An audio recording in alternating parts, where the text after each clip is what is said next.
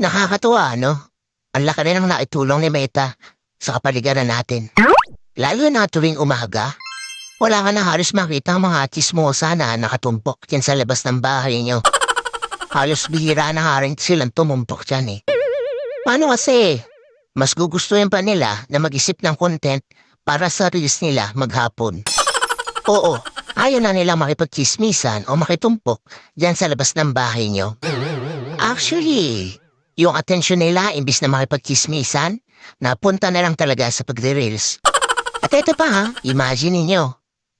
Kung dati, bumibili lang ng mga lutong ulam yung mga yan, ngayon, sila na mismo ang nagluluto ng mga ulam.